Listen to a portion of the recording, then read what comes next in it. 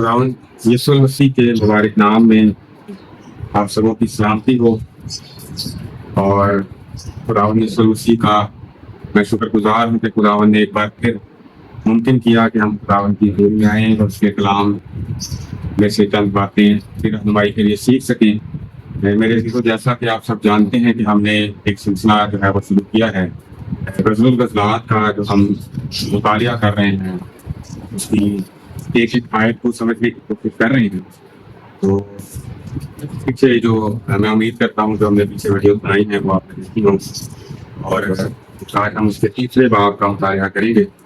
तो बगैर वक्त देर किए हुए मैं कलाम खुदा की तरफ पढ़ूंगा और गज़ल गज़लात इसके तीसरे बाब उसकी पहली आयत से मैं कलाम खुदा को तिलावत करूंगा। कलाम खुदा में लिखा है, मैंने रात को अपने पलंग पर उसे ढूंढा जो मेरी जान का प्यारा है, मैंने उसे ढूंढा पर ना पाया। और इस आयत के मुतल्लिक़ गालबन हम पिछली जो वीडियो है उस तक हम बात कर चुके हैं कि ये पहले आपको याद हो तो ये सो रही थी और दूल्हा जो है वो दुल्हन को उठाता है, चरवाहा जो है दुल्हन को उठा रहा होता है, लेकिन वो नहीं उठती और उसको कहती है कि तू चला जा और फिर शाम को वापस आना। और जब वो नहीं आया तो अब उसको फिर ढूंढना शुरू किया। और मैं दूसरी आयत कलाम खुदा में से पढ़ूंगा। अब मैं उठूंगी और शहर में फिरूंगी, कूचों में और बाजारों में उसको ढूंढूंगी जो मेरी जान का प्यारा है, मैंने उसे ढूंढा पर ना पाया। तो जैसे कि मैं आपको पहले बता चुका हूं कि पिछले बाब के अंदर हमने देखा था कि दूल्हा जो है, चरवाहा जो है वो उठा रहा है और वो नहीं हुई। दुल्हन ने खुद कहा था कि भाई तू रात को आ जा, सही है, और अब वो नहीं आया तो वो ढूंढने लगी। रात को अंधेरे में निकली है। आप देखें, मैंने रात को अपने पलंग पर उसे ढूंढा जो मेरी जान का प्यारा है, मैंने उसे ढूंढा पर ना पाया। अब मैं उठूंगी और शहर में फिरूंगी, कूचों में और बाजारों में उसको ढूंढूंगी जो मेरी जान का प्यारा है, मैंने उसे ढूंढा पर ना पाया। तो रात को निकली है और रात जो है, अंधेरा जो है वो हलाकत को जाहिर करता है। अगर हम देखें मत्ती की इंजील उसका 7वां बाब और उसकी 13वीं है,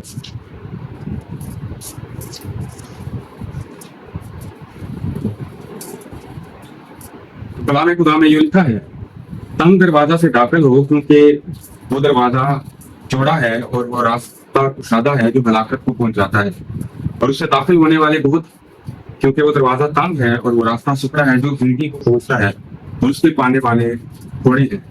झूठे नबियों से खबरदार रहो जो तुम्हारे पास भेड़ों के भेष में आते हैं मगर बातन में फाड़ने वाले भेड़िए हैं। और 16वीं आयत में लिखा है, उनके फलों से तुम उनको पहचान लोगे, क्या झाड़ियों से अंगूर या ऊंट कटारों से अंजीर तोड़ते हैं, इसी तरह हर एक अच्छा दरख्त अच्छा फल लाता है और बुरा दरख्त बुरा फल लाता है।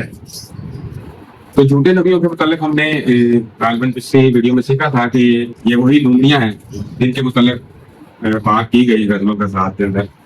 और रात को जो है दुल्हन जो है वो निकली है दूल्हा को ढूंढने के लिए, अपनी चरवाहा को ढूंढने के लिए। और रात का वक्त जो है वो हलाकत को जाहिर करता है, और रात के वक्त जो है वो जंगली जानवर जो है वो हमलावर हो सकते हैं, वो बाहर निकलती हैं। कलाम मुक़द्दस में हम इसका जो जिक्र वो पढ़ चुके हैं। एक और हवाला हम देखेंगे होशिया की किताब में से, होशिया उसका 5वां बाब और उसकी 5वीं आयत से लेकर 7वीं आयत तक मैं कलाम खुदा में से आपके लिए तिलावत करूंगा। और फख्र इस्राएल उसके मुंह पर गवाही देता है, और इस्राएल और इफ्राइम अपनी बदकिरदारी में गिरेंगे और यहूदा भी उनके साथ गिरेगा। वो अपने रेवड़ों और गल्लों के वसीला से खुदावन के तालिब होंगे, लेकिन उसको ना पाएंगे, वो उनसे दूर हो गया। उन्होंने खुदावन के साथ बेवफाई की क्योंकि उनसे अजनबी बच्चे पैदा हुए। काबिल गौर बात, उन्होंने खुदावन के साथ बेवफाई की क्योंकि उनसे अजनबी बच्चे पैदा हुए। अब 1 महीने का अरसा उनकी जायदाद समेत उनको खा जाएगा। अजनबी बच्चे, और मैंने पिछली वीडियो में बताया था कि गज़लुल गज़लात का बड़ा गहरा ताल्लुक है होशियार की किताब के साथ। आपको अगर गज़लुल गज़लात की किताब को समझना है तो जरूरी बात यह है कि आपको साथ होशियार की किताब का भी मुतालिया करना पड़ेगा, ताकि आप जो बातें गज़लुल गज़लात की किताब में की गई हैं आप उनको बेहतर तौर पर समझ सकें। अब यहाँ पर जो बात की गई है, जैसे हमने देखा था इसके अंदर पहले बात के अंदर बताऊँ था, दुल्हन जो है वो पूछती है कि तू अपने गले को कहाँ चलाता है, और अब यहाँ पर वो देख लिखा था वो अपने रेवड़ों और गलों के वसीला से खुदा के तालिब होंगे, लेकिन उसको ना पाएंगे, वो उनसे दूर हो गया है। उन्होंने खुदावन के साथ बेवफाई की क्योंकि उनसे अजनबी बच्चे पैदा हुए। अजनबी बच्चों से मुराद वही है जैसे गज़लुल गज़लात के पहले बाब के अंदर हमने देखा था कि वो दुल्हन ये बात कह रही है कि जी मैंने अपने पाकिस्तान की गलाबानी नहीं की, बल्कि वो मुझसे दूसरों के पाकिस्तानों की गलाबानी करवाते रहे। और आप पहले जो इसका पार्ट 1 है उसके अंदर चैप्टर 1 की जो स्टडी है उसके अंदर आप इस बात को बखूबी समझ सकते हैं, उसमें मैंने डिटेल से बात की थी। तो अजनबी बच्चों से मुराद यही है कि दूसरे के पाकिस्तानों की गलाबानी करना। अच्छा, ये आयात जब हम गज़लुल गज़लात की पढ़ते हैं तो ऐसा मालूम होता है जैसे हम खुदा को कंट्रोल कर लोग जो हैं वो खुदा को कंट्रोल करना चाहते हैं। मतलब कि जब जरूरत पड़ी तो दुआ कर ली, जब जरूरत पड़ी खुदावन की हजूरी में चले गए, जब जरूरत पड़ी उसे बुला लिया। वरना हम यही कहते हैं कि खुदावन ठीक है भाई, हमारी अपनी मर्जी है और हमारी अपनी जिंदगी है, हम अपनी मामलात में जो है मसरूफ हैं और उन्हीं में हम खुश हैं और उन्हीं में हम जो है वो अपनी जिंदगी को गुजारना चाहते हैं। और एक और वाला हम देखते हैं, साया नबी का सहीफा है और उसका 55 बाब और उसकी 6ठी आयत मैं आपके लिए कलाम खुदा में से पढ़ूंगा। जब तक खुदावन मिल सकता है उसके तालिब हो, जब तक वो नजदीक है उसे पुकारो, जब तक वो नजदीक है उसे पुकारो। तो गज़लुल गज़लात का जो हम मुतालिया कर रहे हैं उसमें चरवाहा जब दुल्हन के नजदीक होता है, जब वो उसके पास होता है, जब वो उसको बुलाता है तो वो नहीं आती, और जब वो चला जाता है तो फिर से ढूंढने लग जाती है। और ये बिल्कुल आज की जो हमारी कलीसिया है,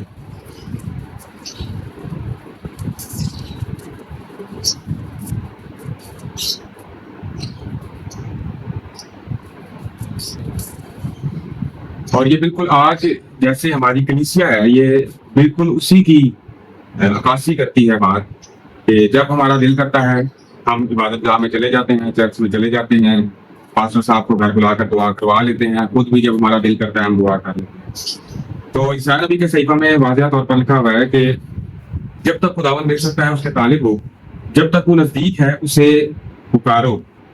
जब तक हम मुकर्रा वक्तों को नहीं जानते, मुकर्रा औकात, इसके लिए इब्रानी का जो लफ्ज़ आया है वो मुअद्दीम आया है, मुकर्रा औकात। आप इस जो जिक्र है वो पैदाइश पहला बाब उसकी 14वीं आयत में भी देख सकते हैं, और बार 23 बाब के अंदर आपको मुकर्रा औकात मिलेंगे, और दानियल नबी के सहीफों में भी आपको मुकर्रा औकात का जिक्र मिलेगा, जहाँ पर मुखालिफ मसीह की बात हो रही है और लिखा है कि वो मुकर्रा औकात और सैयद को बदलेगा। हम एक और वाला देखते हैं, यिर्मयाह 29 बाब उसकी 12वीं आयत से 14वीं आयत तक।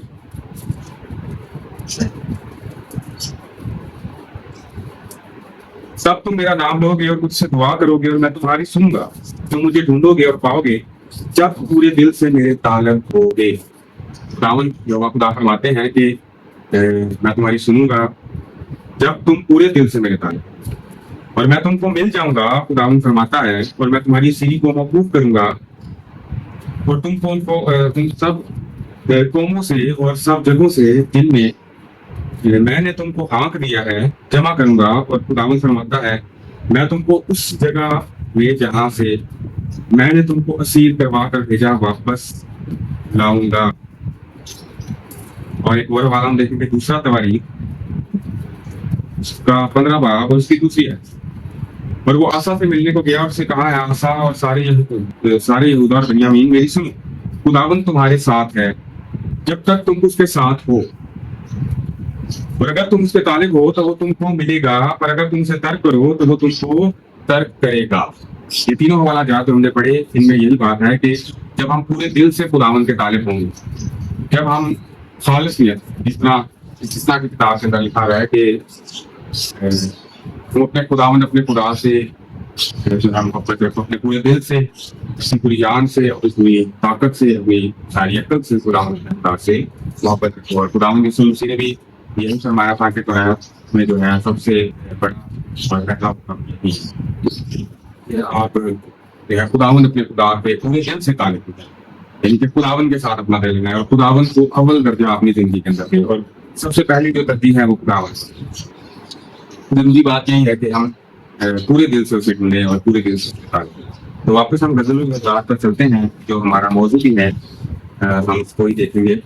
तीसरे बाब की जो पहली और दूसरी आयत का मैंने तलावत की थी कि वो कहती है कि अब मैं उसे ढूंढूंगी और शहर में फिरूंगी, कूच और बाजारों में उसको ढूंढूंगी जो मेरी जान का प्यारा है, मैंने उसे ढूंढा पर ना पाया। अब मैं तीसरी और चौथी आयत का मुतालिया करूंगा, हम उसके मुतल्लिक़ सीखेंगे।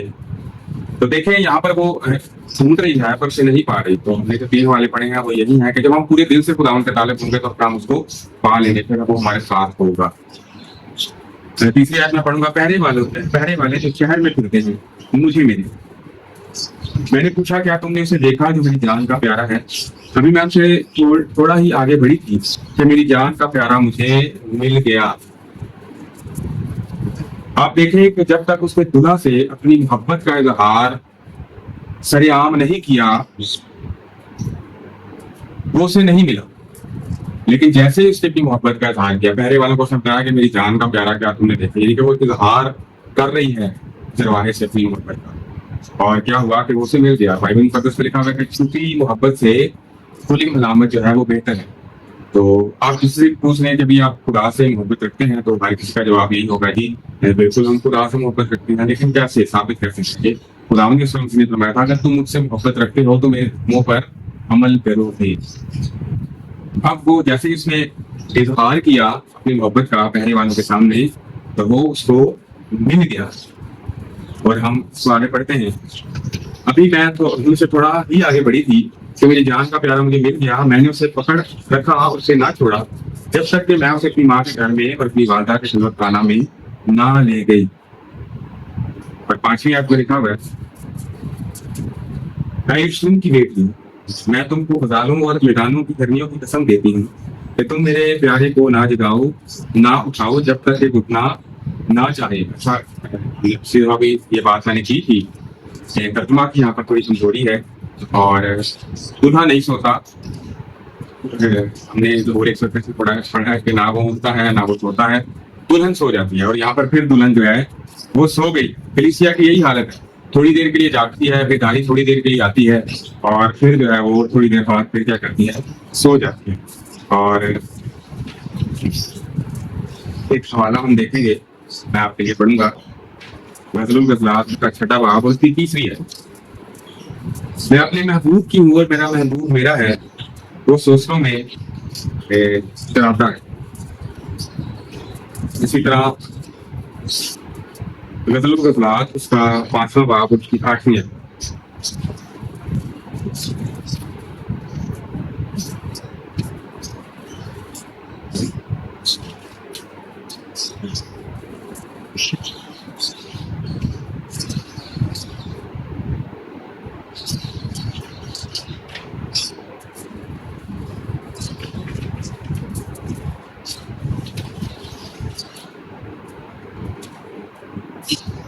जी,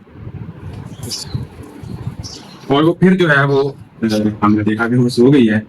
और कलीसिया की जो है वो यही हालत है कि वो थोड़ी देर के लिए उठती है, बेदार होती है और फिर जो है वो सो जाती है। और मैं इसकी 6ठी आयत पढ़ूंगा, दूसरे बाब की 6ठी आयत में लिखा है, ये कौन है जो मुर और लुबान से और सौदागरों के तमाम इतनों से मुअत्तर होकर या बांध से धुएं के सुकून की मानद चला आता है। ये कौन है जो मुर और लुबान से और सौदागरों के तमाम इतनों से मुअत्तर होकर या बांध से धुएं के सुकून की मानद चला आता है। एक हवाला मोड़ पढ़ते हैं, 5 बाब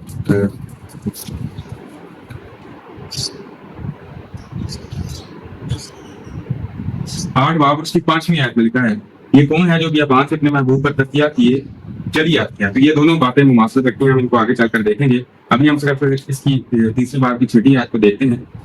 और सौदागरों के तमाम मित्रों से मुअत्तर होकर बियाबान से धुएं के सतून की माने चलाता है। और आगे क्वेश्चन मार्क है, सवालिया निशान है। और धुएं के लिए जो लफ्ज यहाँ पर इस्तेमाल हुआ है वो हुआ है आसान। धुएं के लिए जो लफ्ज इस्तेमाल हुआ है फ्रांस का, मैं उसको देख लेता हूँ दोबारा।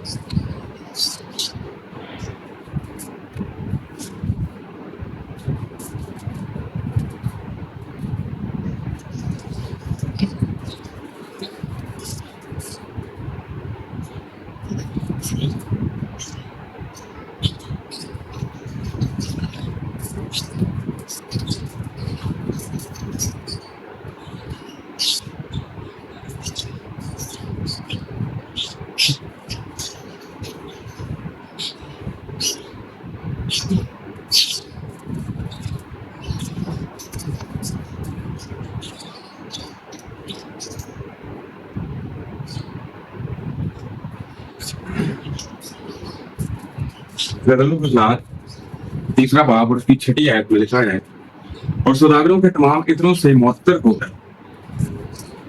गज़ल-उल-गज़लात छठा बाब और उसकी गज़ल-उल-गज़लात तीसरा बाब उसकी छठी आयत में लिखा है, ये कौन है जो मुर और लुबान से और सौदागरों के तमाम इत्रों से मुअत्तर होकर बियाबान से धुएं के सतून की मानद चला आता है।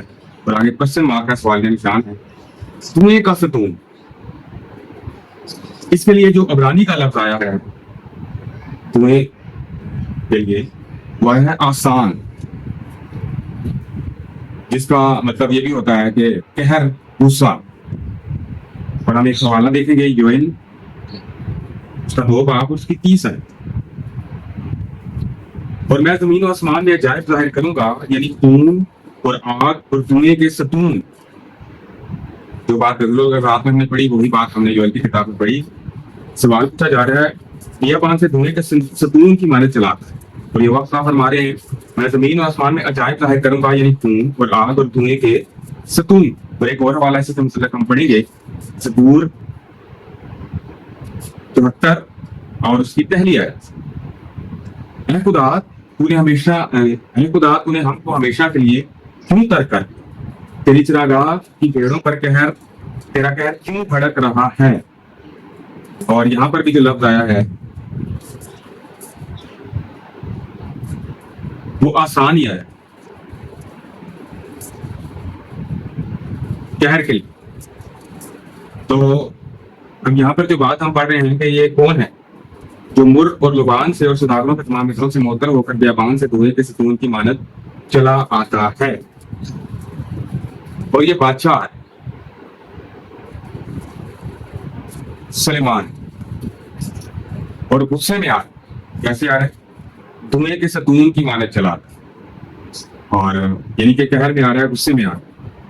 हम एक और वाला देखते हैं, खरूज का 13 बाब और उसकी 22 आयत।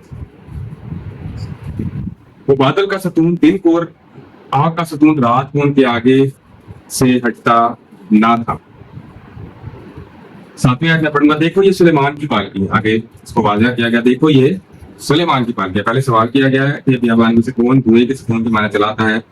फिर आगे लिखा है 7वीं आयत में, देखो ये सुलेमान की पालकी है जिसके 7 इस्राएली बहादुरों में से 60 पहलवान हैं। और आगे लिखा है, वो सब के सब शमशीर, जंग और जंग में माहिर हैं। रात के खतरा के सबब से हर एक की तलवार उसकी रान पर लटक रही है। तो देखिए जी, बादशाह आ रहा है, दुनियावी बादशाह है, और रात को निकल, क्योंकि दुनियावी बादशाह कोई भी होगा वो रात का बादशाह दुनियावी, इसलिए रात को आ रहा है।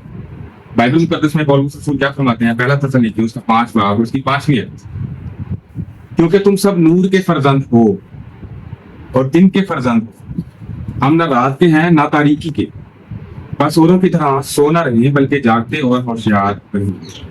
तो पौलुस रसूल फरमाते हैं तुम सब नूर के फर्जंद हो, दिन के फर्जंद, पर दुनियावी बादशाह रात को निकल रहे हैं। और रात के वक्त वो आया है और ये बादशाह की अपनी ख्वाहिश,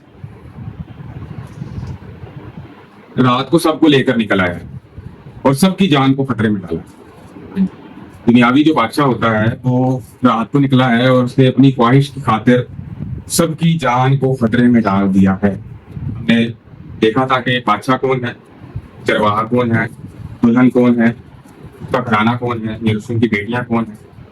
तो बादशाह यहाँ पर सुलेमान की नुमाइंदगी करता है, हजरत सुलेमान, और उसने सबकी जान को क्या किया है, खतरे में डाल दिया। ऐसे लिखा है वो सब रात के खतरा के सबसे हर एक की तलवार उसकी रान पर लटक रही है। 8वें आयत में पढ़ी है। एक और वाला हम देखते हैं, पहला यूहन्ना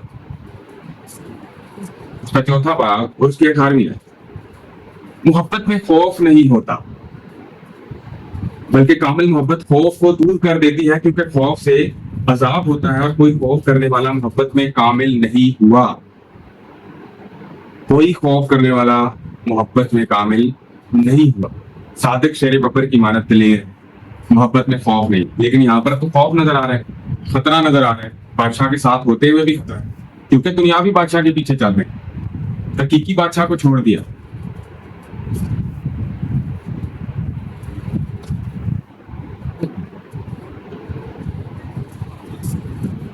पर वो सबको ले आया अपनी ख्वाहिश के लिए। यदि रात को निकलते और सबकी जान को खतरे में डाला, जब भेड़िए होते हैं, जंगली जानवर होते हैं। तो आगे चलते हैं गज़ल बकरात में, 9वीं और 10वीं आयत पढ़ूंगा। सुलेमान बादशाह ने लबनान की लकड़ियों से अपने लिए एक पालकी बनवाई, उसके डंडे चांदी के बनवाए, उसकी नशिस्त सोने की और गद्दी अरगवानी बनाई, और उसके अंदर का फर्श यरूशलेम की बेटियों ने इश्क से मुसा किया। सालमियत जो है वो क्या कह रही है, यहाँ एक हवाला देखेंगे, आमूस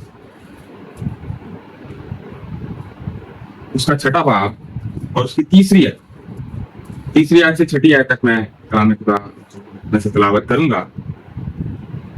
तुम जो पूरे दिन का ख्याल मुलतवी करके सुन की कुर्सी नजदीक करते हो, जो हाथी दांत के पलंग पर लेटते और चारपाइयों पर दराज होते, और गल्ला में से बर्रों को और तबेलों में से बछड़ों को लेकर खाते हो, और रबाब की आवाज के साथ गाते और अपने लिए दाऊद की तरह मौसीकी के साथ इजाद करते हो, जो प्यालों में से मैं पीते और अपने बदन पर बेहतरीन इतर मलते हो, लेकिन यूसुफ की शिकस्ता हाली से गमगीन नहीं होते, इसलिए वो पहले असीरों के साथ असीर होकर जाएंगे और उनकी ऐशो निशात का खात्मा हो जाएगा।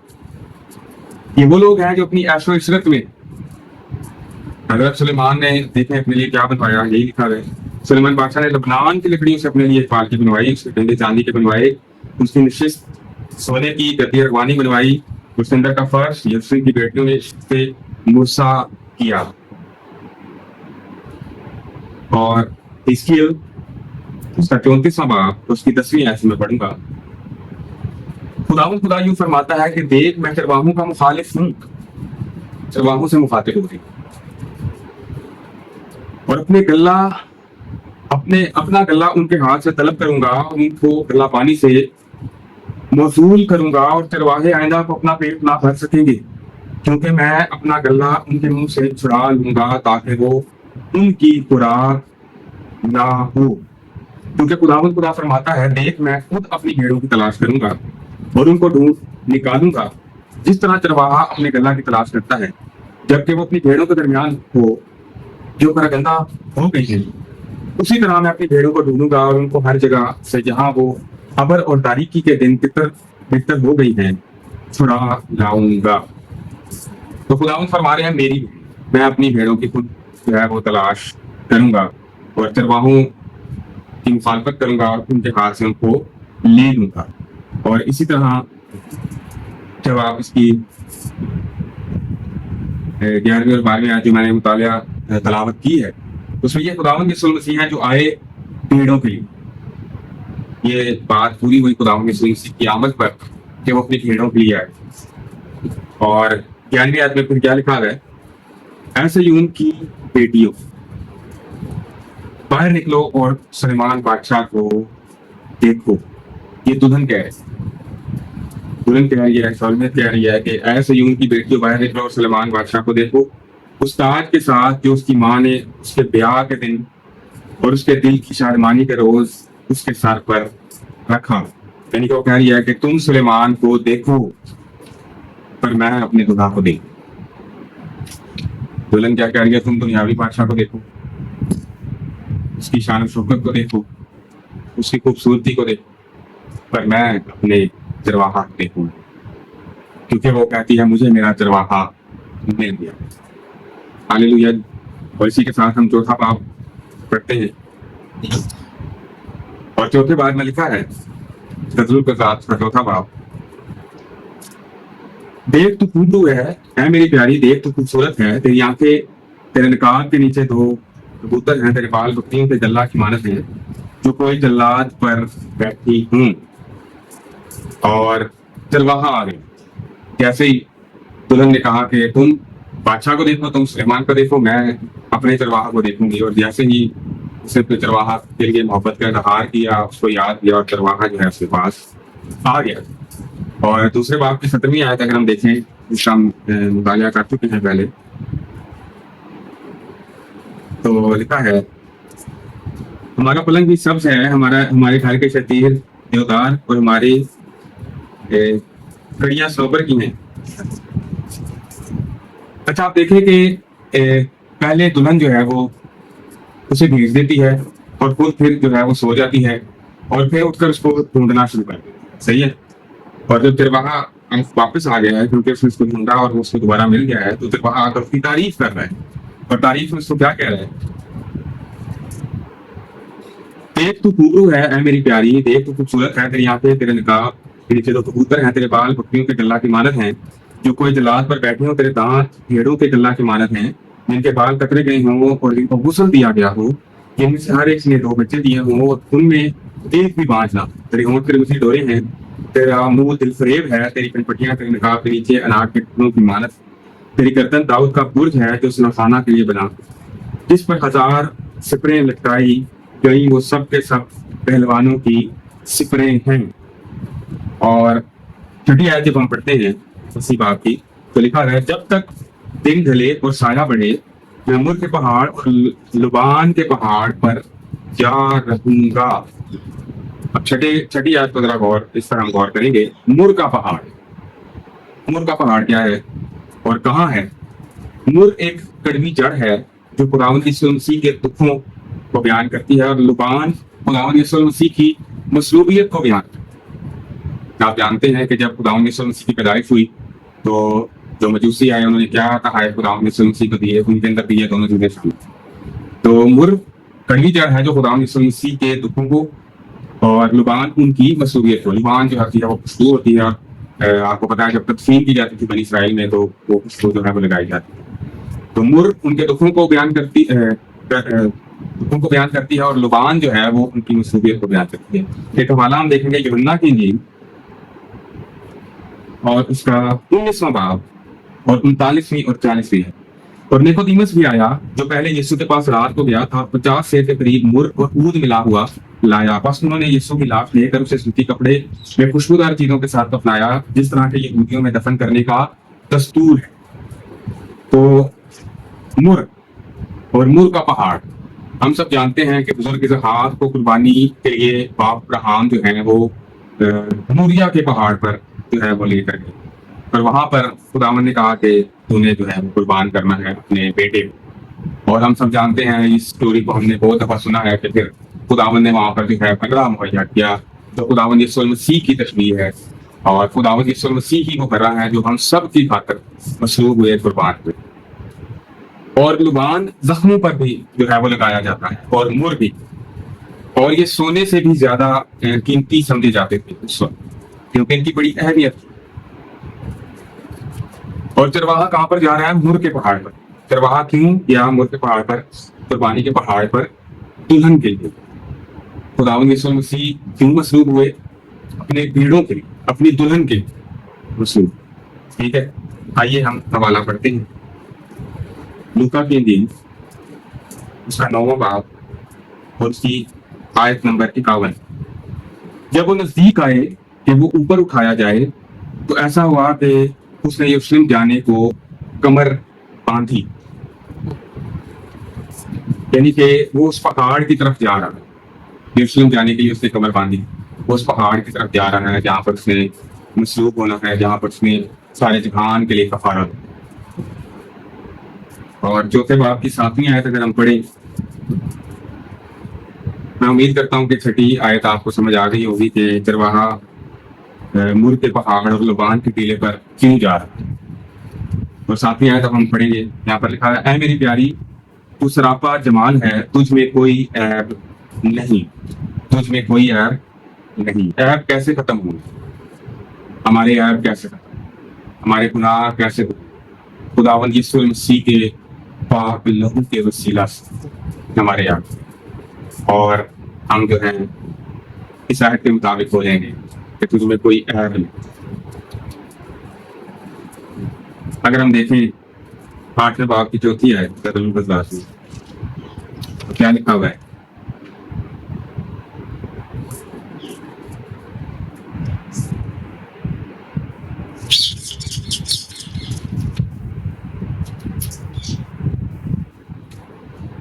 आठवीं आयत में पढ़ूंगा कलाम खुदा से, चौथा बाब उसकी 8वीं आयत। लबान से मेरे साथ ऐ दुल्हन, गज़लात उसका चौथा बाब उसकी 8वीं आयत मैं कलाम खुदा से पढ़ूंगा। लबनान से मेरे साथ ऐ दुल्हन, तू लबनान से मेरे साथ चली आ, अमाना की चोटी पर से, सनीर और हरमोन की चोटी पर से, शेरों की मांदों से और चीतों के पहाड़ों पर से नजर दौड़ा। चरवाहा दुल्हन से कह रहा है, क्योंकि दुल्हन जो है वो इस्राएल में नहीं, इसलिए वो कह रहा है कि तू लबनान से मेरे साथ चली आ, अमाना की चोटी से, सनीर और हरमोन की चोटी पर से, शेरों की मांदों से और चीतों के पहाड़ों पर से नजर दौड़ा। इस आयत को समझने के लिए चंद एक हवाला जात हम और बाइबल मुकद्दस में से देखेंगे। होसिया उसका पहला बाब और उसकी दूसरी आयत मैं आपके लिए कलाम खुदा से पढ़ूंगा। जब खुदावन ने शुरू में होसिया की मार्फत कलाम किया तो उसने फरमाया कि जा एक बदकार बीवी और बदकारी की औलाद अपने लिए ले, क्योंकि मुल्क ने खुदावन को छोड़कर बड़ी बदकारी की है।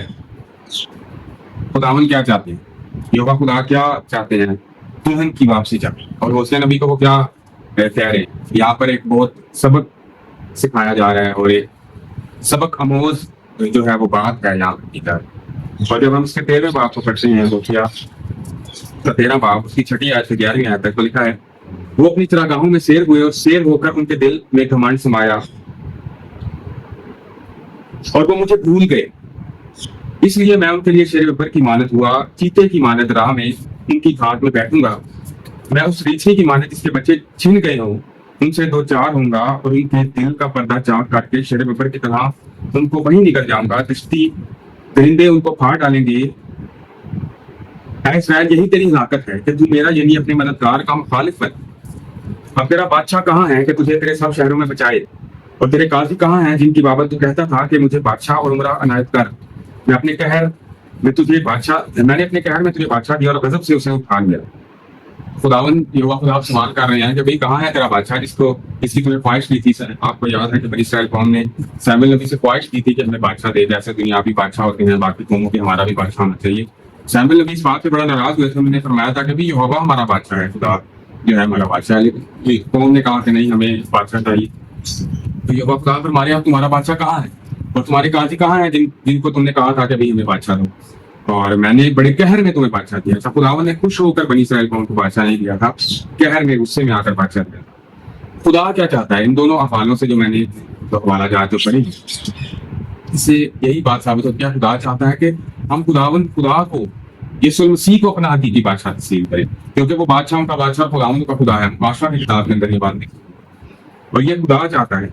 यही गज़लुल गज़लात का मकसद है जो हम स्टडी कर रहे हैं। गज़लुल गज़लात की उसका मकसद ही ये है, गज़लुल गज़लात की किताब का बाइबल मुकद्दस के अंदर होना, इसका लिखा जाना, इसका मकसद ही ये है कि हम दुनियावी बादशाह से अपनी नजरें हटाएं और हकीकी बादशाह, हकीकी चरवाहा की तरफ अपनी नजरें निकालें।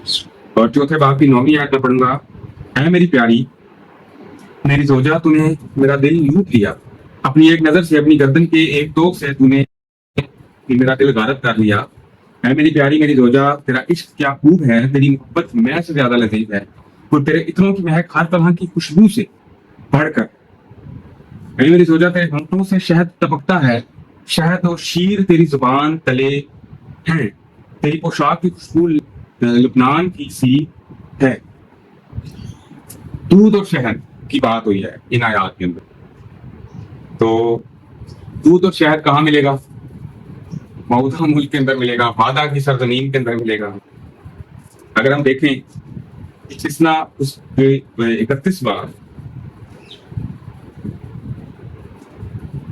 और उसकी 20 आयत, 20, 21 और 22 आयत मैं आपके सामने पढ़ूंगा, इसलिए कि जब मैं उनको उस मुल्क में जिसकी कसम मैंने उनके बाप दादा से खाई और जहाँ दूध और शहद बहता है पहुंचा दूंगा, वो खूब खा खा कर मोटे हो जाएंगे, तब वो और मबूसों की तरफ फिर जाएंगे और उनकी इबादत करेंगे और मुझे हकीर जानेंगे और मेरे अहद को तोड़ डालेंगे। और यूं होगा कि जब बहुत सी बलाएं और मुसीबतें उन पर आएंगी तो ये गीत गवाह की तरह उन पर शहादत देगा, इसलिए कि इसे उनकी औलाद कभी नहीं भूलेगी, क्योंकि इस वक्त भी उनको उस मुल्क में पहुंचाने से बेशतर जिसकी कसम मैंने खाई है, मैं उनके ख्याल को जिसमें वो हैं जानता हूँ। समूसा ने उसी दिन इस गीत को लिख लिया, उसे बनी इसराइल को सिखाया। मूसा का गीत आप देख सकते हैं 32वें बाब में, इस्तिस्ना की किताब और उससे 32वें बाब के अंदर आप जरूर उसको पढ़िएगा। वक्त की कमी की वजह से मैं आपको तलावत नहीं करता। तो लोग क्या कहते हैं बार बार कि हमें बरकत दे, खुदा को ये कहते हैं खुदा हमें बरकत, और जब वो बरकत देता है तो फिर उसी खुदा को भूल जाते हैं जिसने उनको बरकत दी। आज हर शख्स की क्या दुआ के अंदर क्या ख्वाहिश होती है, और दुआ के अंदर वो क्या मांगता कि खुदावन मुझे ये चाहिए, जो मैं चाहता हूँ वो मेरे लिए हो। लेकिन हमने कभी खुदा की मर्जी नहीं जानी कि वो क्या चाहते। खुदावन यीशु मसीह तो यही सिखाते थे कि ऐ बाप तेरी मर्जी पूरी हो। हम एक हवाला देखेंगे यिर्मयाह 32 बार और उसकी 22 है, 22वीं और 23वीं आयत में पढ़ूंगा। और ये मुल्क उनको दिया जिसे देने की तूने उनके बाप दादा से कसम खाई थी, ऐसा मुल्क में जिसमें दूध और शहद बहता है। और वो आकर उसके मालिक हो गए, लेकिन वो ना तेरी आवाज के शिनवा हुए और ना तेरी शरीयत पर चले, और जो कुछ तूने करने को कहा उन्होंने नहीं किया, इसलिए तो ये सब मुसीबत उन पर लाया। तो दूध और शहद वाले मुल्क में जाने की ख्वाहिश तो हम करते हैं, लेकिन हम शरीयत पर, उसके कलाम पर अमल नहीं करते, और इसलिए फिर हम मुसीबत में जुड़ा हुआ। और घरेलू गज़लात चौथे बाब की 12वीं आयत से मैं पढ़ूंगा, लिखा है मेरी प्यारी मेरी रोजा एक मुकफल बागचा है, वो महफूज सोता और सरबा मुहर चश्मा है। तेरे बाग के पौधे लजीज मेवादार अनार है, मेहंदी और सुंबल भी है, छटा मासी और जाफरान, बैद मुश्क और दारचीनी और लुबान के तमाम रख, मुर्ग और ऊद और हर तरह की खुशबू। तो बागों में एक मुंबा आबे है आपका चश्मा और लबनान का झरना है।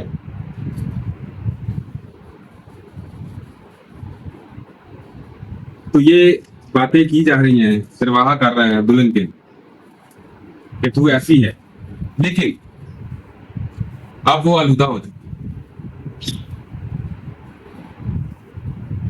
और पाकीज़गी की जरूरत, इसीलिए हमें दूसरा मददगार दिया गया है, यानी रूहुल कुदस, जो हमारी तकदीस करता है, जो हमें पाक बनाता है। रूहुल कुदस समंदर की लहरों की तरह, जैसे समंदर अपने अंदर गंदगी को रहने नहीं देता, मुर्दार चीज को रहने नहीं देता, उठाकर उसको बाहर किनारे पर फेंक देता है। रूहुल कुदस भी ऐसे ही हमारी जिंदगी में काम करता है। वो हमें पाकीज़गी में बढ़ाता है, वो हमारी तकदीस करता है, वो हमें कलाम की तफहीम में आगे बढ़ाता है।